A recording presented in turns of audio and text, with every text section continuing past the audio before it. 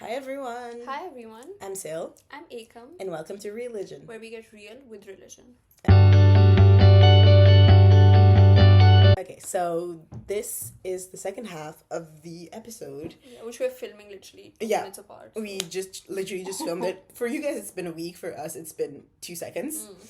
But yeah, so Aiken brought up about how you need to use knowledge for good and bad and all of that, and I think that's definitely something that like a lot of people see knowledge as this very like neutral thing, which in my opinion it's really not. Like, I maybe that's just me being very opinionated, but I think there is good knowledge and there is bad knowledge at the end of the day, and it depends on like the good and the bad of the knowledge depends on how you use it. Like, knowledge of the body, anatomy, can be very good if you're a doctor, if you're trying to cure certain illnesses, if you're looking for the best way to stab people.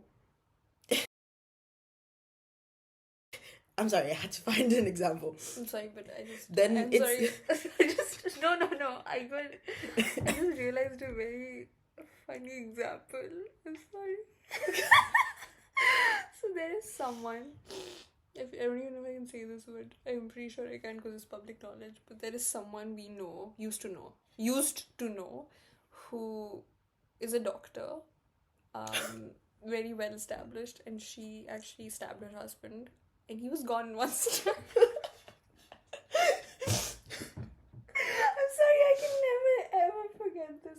Oh my god, It's also the way you said it. I'm sorry.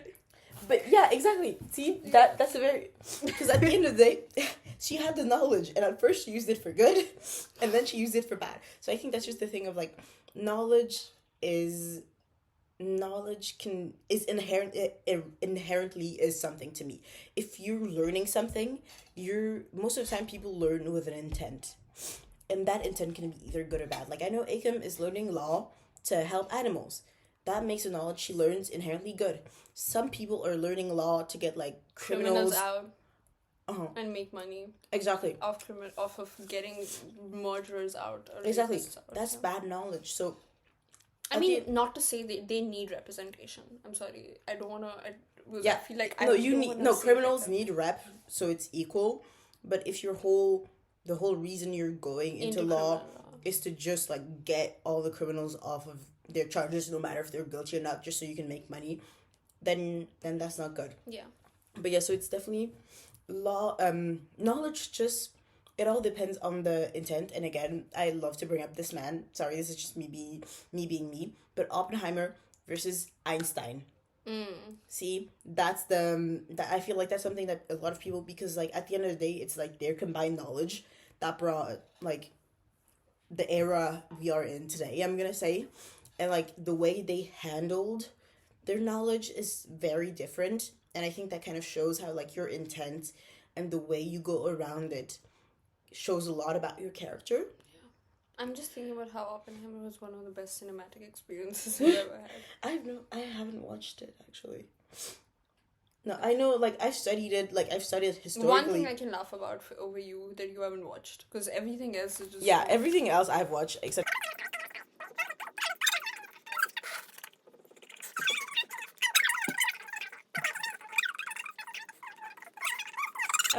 Anyway, yeah. back on topic, religion and education. There's one other thing I really wanted to say, but now I forgot. While you're thinking about that, Yeah, you. can I talk about the fact that Sikhism literally means to learn? Like, literally. And Guru means teacher. And we refer to all our 10 gurus as gurus, of course, in the Guru Granth Sahib as a teacher, which is a book that is a living teacher, which I think is the perfect symbolism in the history of humanity. Moreover, there's a concept in Sikhism that I think is very important to think about. Is called Gurmukh and Manmukh. So people that are facing the Guru, so facing the teacher, basically learning from the teacher, are called Gurmukhs, and the other which are facing just themselves, in the sense they're just egoistic, they don't want to learn more, they think what they know is perfect, they don't, there's not much more to learn because they're the most intelligent people on the planet, egoism and all of that. Those are called manmukhs. And basically Sikhism tells you that those who look towards the teacher, and sit at his feet and learn, are going to be the ones that attain moksha, that attain liberation. and that truly become virtuous in the way that we should be. And those who are just egoistic and manmuk will achieve nothing in life. You know, even if it looks like they've achieved something for a bit, they won't end up, you know, in the happiest place in life. And even people who are extremely rich and extremely powerful may not necessarily be happy. You know, the place at the top is very lonely at the end of the day. Yeah, I definitely agree with that. And I totally forgot what I was thinking about, but something that I really want to highlight, and that like is in relationship to the podcast more than actual like religion, but still, is like last week when we were doing relationships, and then I brought up this quote of like, oh, like to be loved is to be known, and like I only knew that part of the quote, and I could have just taken the lazy route and been like, okay, that's the quote, like that's what I'm gonna put in the video and that's it. But I was like, no, something in me, and I think that's like the religious education that I've had, strived to like know more and know where it comes from, because I've been instilled when someone tells you something, when you're given knowledge, know the origin, because that says a lot about the piece of knowledge. And then I looked deeper, and then we had the full quote, and it was referenced gorgeous. God as well. Yeah, it was gorgeous. It was seriously, I think it was a sign. I'm not even same. It was gorgeous. And you know, I feel like we've all made that mistake in family discussions, in you know, in casual conversations, of thinking we know more than the other person. But I really hope we can fix that in ourselves, more than anything. And it's very tough to make me mad, but I think the easiest way to make me mad is to be ignorant and then to act like, oh, I know so much, you know, like I hate that. Like, sorry, I'm just getting flashbacks from the conversation. But you know, like, no, I definitely agree. And I think there's so many quotes around that as well, which, like, you know, like, only a fool never changes his mind. I love that quote. Or like, I just think that in general, historically, ignorance is what caused religion to be misconstrued in a way, because like the way a lot of like past religious institutions worked that did like a lot of bad, like let's take the Spanish Inquisition, they worked because people were ignorant. Someone with like church slapped on them was like, this is how it is now, that's a world order and you guys gotta follow. And they're just like, well, we don't know better, so okay. And that's not always their fault, because there's a reason that like education has been so controversial in the past. Like the right to access education has been so controlled, because education is the access to autonomy to just a change in the whole power structure. And obviously those at the top don't always want the power structures to change, so they restrict people from entering education, from being able to learn more. And we see that especially in like religious institutions again, because when someone at the top who benefits is just like, well, you're not allowed to like read the Bible, you just need to hear me recite the Bible to you. And then manipulating of religious texts, exactly, which I think we will come back to in one of our podcasts. We said propaganda and also hypocrisy. Exactly, but it's the same thing with education, because at the end of the day, it is education. And then when people get to pick up those texts on their own and learn and think for themselves, and I think we reiterated this multiple times that according to where you are in your life and in your religious journey, you interpret religious texts differently. Oh yeah, 100%. As people, and you need, that is a key principle of religion, for you to pick out of religious texts what you need in life in that at that point in time, and you should be allowed to do that. You know, you should. That's why you should have access to all. And we mentioned about you know, Mary being extremely educated.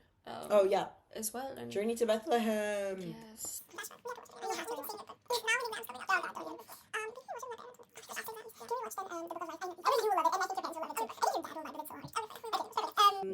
Another thing that I wanted to touch on, what were we talking about exactly?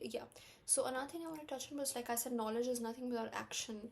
And I think also the idea of spreading knowledge or spreading education from a state point of view, from a government point of view, you need to have these ideas supplemented and complemented by other things. For example, in India, there is, BJP, the current ruling party. I have my own opinions about that, but Yeah, I know. came up with the slogan, Beti Padhao, Desh Padhao, which basically translates to teach your daughters, and that will take the country forward. In theory, sounds great, right? Um, the female infanticide rate in India is higher. It's one of the highest in the world. India is a rape capital of the world. The criminal justice system now has been changed to not even recognize rapes against women that are not caused by men. So any other gender is not even recognized. All these issues will nullify the impact of that slogan, because at the end of the day it is just a slogan, right? Yeah. And it is important to actually do to supplement that and complement that knowledge with action. You need to actually teach people, give people incentive to teach their daughters. And I think, and even the people who are teaching their daughters, most of them are doing it out of sheer um I'm trying to think of a good word for this. What do you call it when you just do something because Just it has to be done? yeah, not well, yeah, because Compulsion. yeah, Are doing it out of sheer compulsion, and a lot of these parents don't know what to do with their daughters running around in their homes till age 18 or 22, so they just let them go to school and go to college and then expect them to get married and leave their jobs and forget about their education.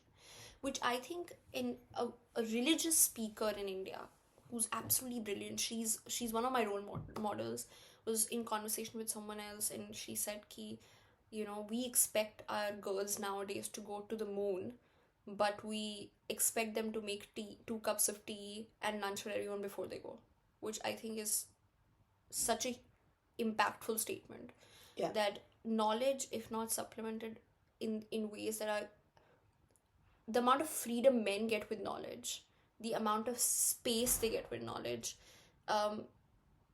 women need to get. Yeah, I definitely agree. And I feel like I've been rewatching the show, which is based on books that I actually highly recommend. I realize now that that I'm watching the show, is his Dark Materials, and I think the first book is like The Golden Compass and stuff. The name might like ring a bell to some people because I know it was like I read them when I was younger, and I'm rewatching it and I realize how much like religion oriented it is, and like some people might see it as blasphemy, but I think these people don't see like the deeper message of it, where the deeper message is that religion can be so good and so beautiful, but if it's correctly seen and interpreted and used, because like in the show you have like this one woman and she's like the only woman scientist in like the whole government and stuff, and she turns out very messed up because of it, because she is brought up in a society where everything she is, a woman with knowledge, is seen as, like sinful and whatever, yada yada yada yada yada. And the whole premise of the show, like throughout the whole 3 seasons, the like main religious body is like persecuting these scientists because what they're saying doesn't match with what the religious like institution has been saying for years. And I think that's something that's very important, where like science and knowledge isn't a contradiction to religion. It's not meant to be. It's supposed to support it. And I think a lot of people stopped seeing that. Where like science brings so much to Think about the people who walked with Christ, who walked with Nanak, who walked miles and miles listening to them talk. They were getting knowledge firsthand, right? That is the premise of what knowledge is supposed to be, that you can get it anywhere from any source. It is not supposed to go against religion in any sort of way, because knowledge is religion. Yeah, I think, and definitely like you said, like the people that walk with Christ as well. Christ brought new knowledge that went against the main religious entity, which at that point was like the Holy Roman Empire. And so the Romans were like, well, he's saying something that we don't like, so we're gonna. But that's not what it's supposed to be, and we have that like throughout history.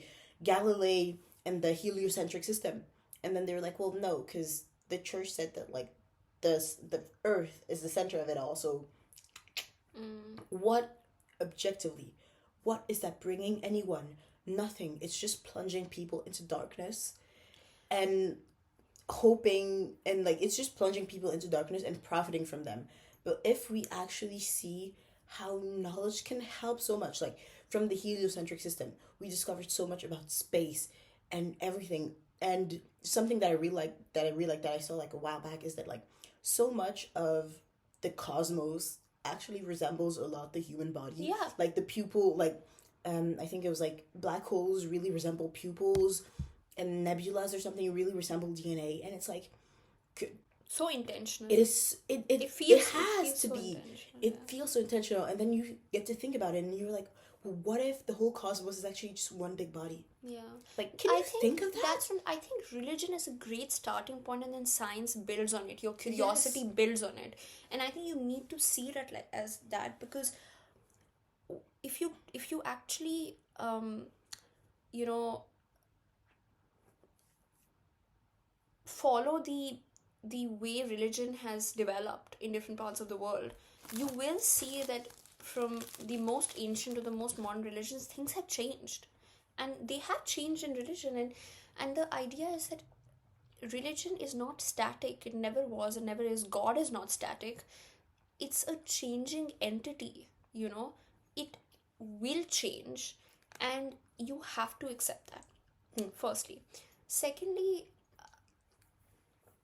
people need to truly stop seeing these as contradictions, and scientists need to stop attacking religious people. Religious people need to stop attacking scientists. I think we established this in our first episode, is that people have the right to their opinion. What you do not have the right to is judge people. So you choose the set of facts that suits you, good for you. Let people live their lives. Can I just say that once more?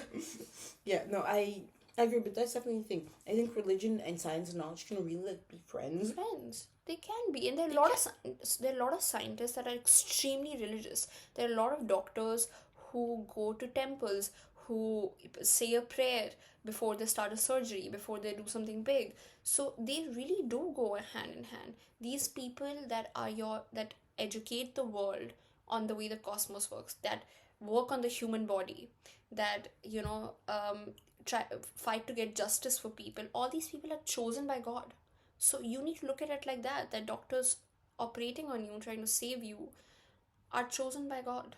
So let them do their job. And I think we saw this a lot in COVID, when it was insane the amount of hatred towards the medical community, and from religious people, and anti-maskers and blah blah blah.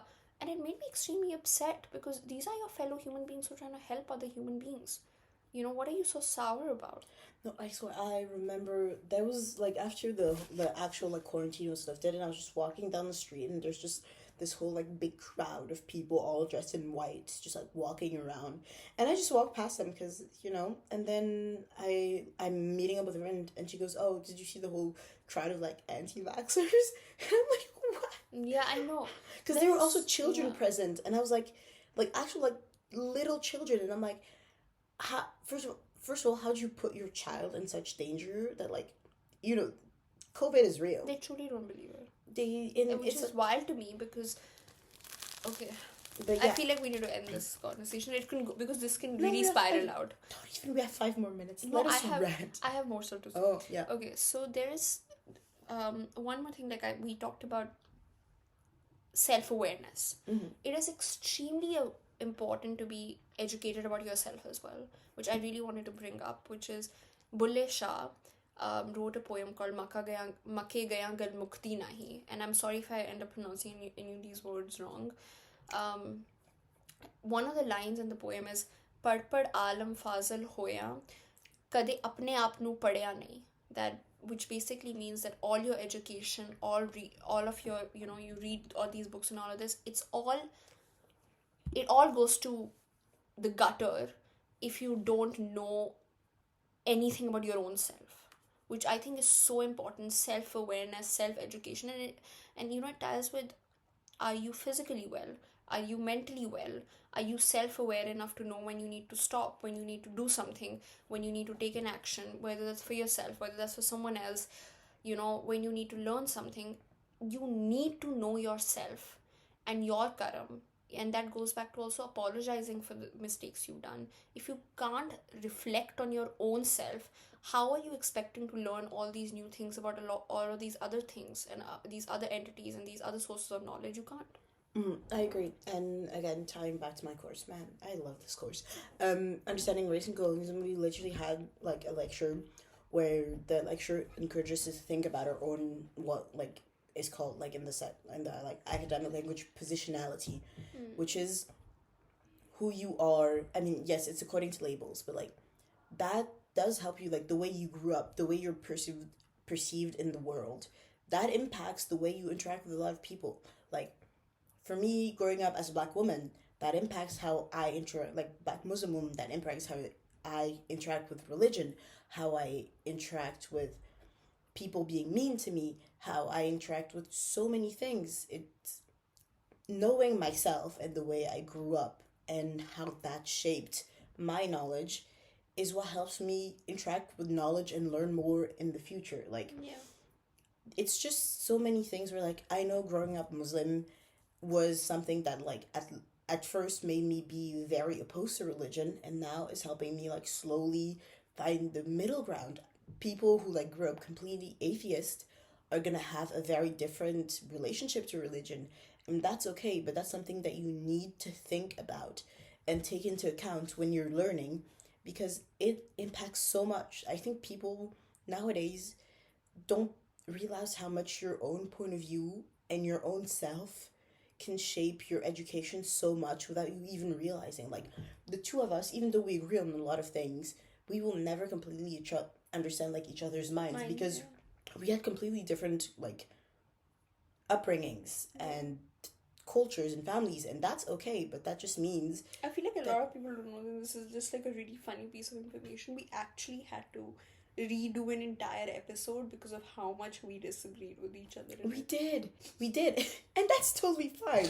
Like, that is so okay, but that's just something that, like, we need to, we embrace it. yeah, exactly. Thank you, I forgot the word. It's okay. No, we need to embrace it. Exactly, embrace it. And that's another thing, like with languages as well. I feel like you and I, we English isn't either of our first language, which also changes a lot about the way we think. Like, today I had to like talk to someone at a hotel, and I was just struggling not to speak in French, because usually every time I do hotel reservations, it's either in French or German. So this time I had to do it in English, and I was sweating. Sometimes I wonder that about how much education of religion is actually lost in translation. Yes. I feel, Yes. it's my Roman Empire. Like, how It much, is. if one person translated it wrong, basically the entire humanity doesn't know what the hell's happening.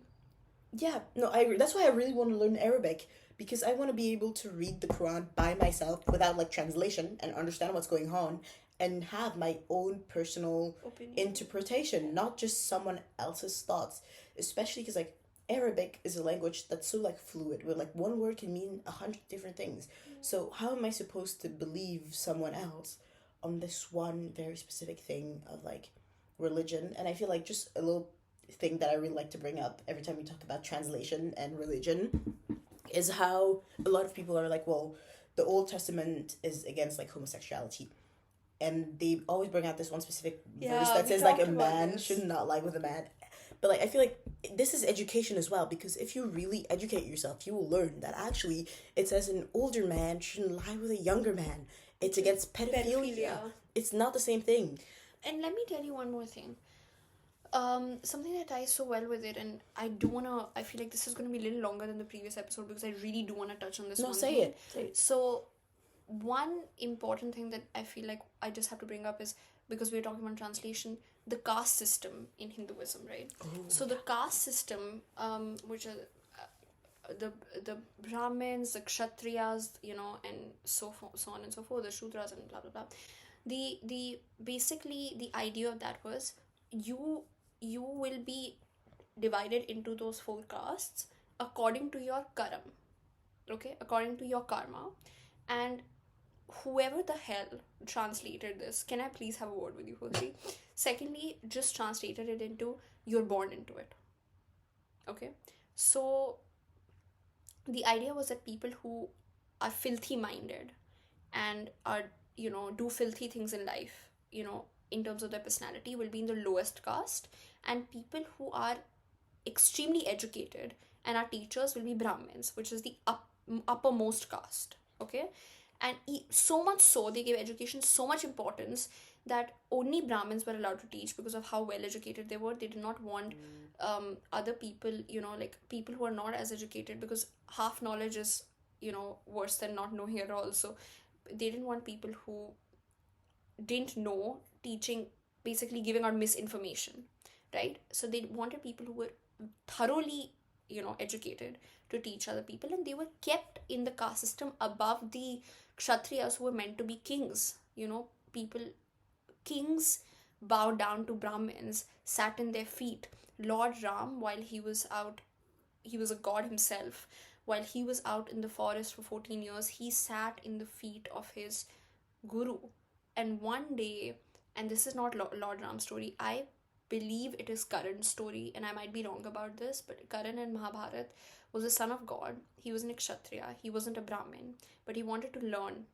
Okay, so his guru slept on him, on his arm, and he respected his guru too much that he saw Scorpio come and sting him, and he didn't move at all because he didn't want to wake his guru up. And these stories, and then he was cursed by the guru when the guru found out that he wasn't a Brahmin.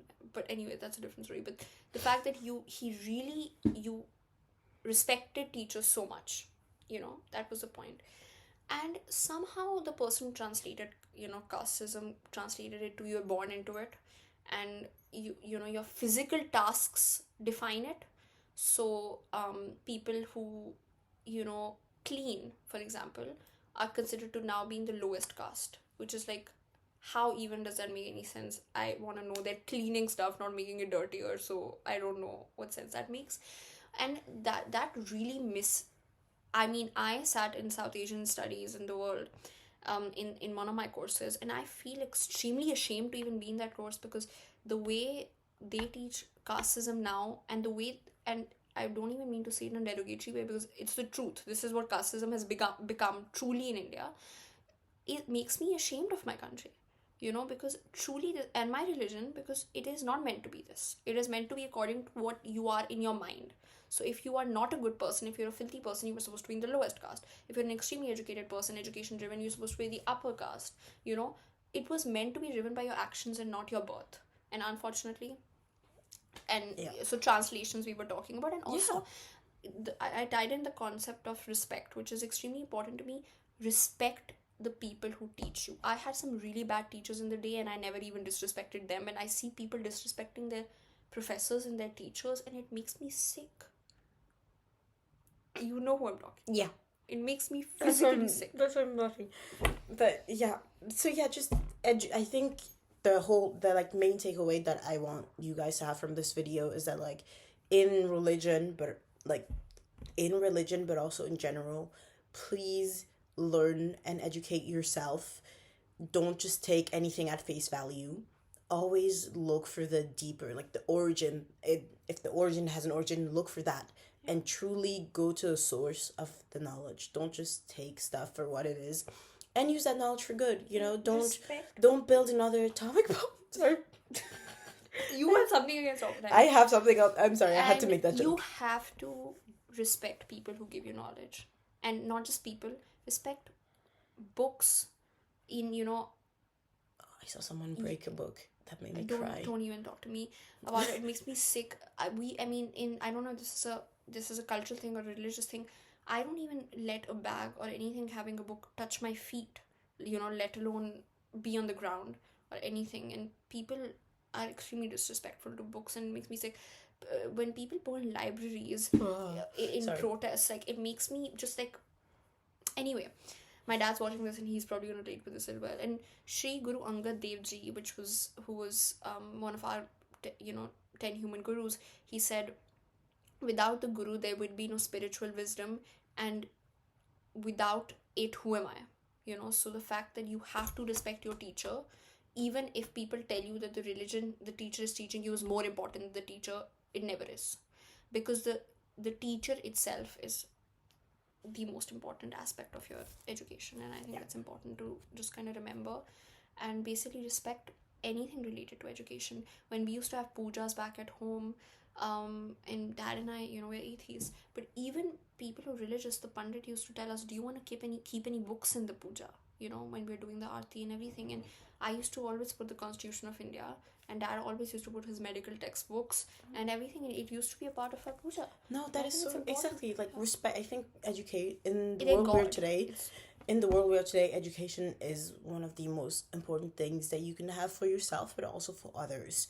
So just definitely respect education, and if you can, you know, share education. I think that's why we did the podcast. You know, we want to share what we know. We want to learn more from you guys, which is why we encourage you to and I mean not like, but like comment, because if you have something to say, we want to hear it because we want to learn. That's the whole point of comments in this podcast. So yeah.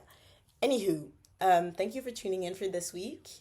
And thank you so much. Thank and you. Comment. Yeah, like, share, 2 comment, people comment, repost. and one of them is my parent. So please, people. Yeah, we are begging for comments. At this We are. point.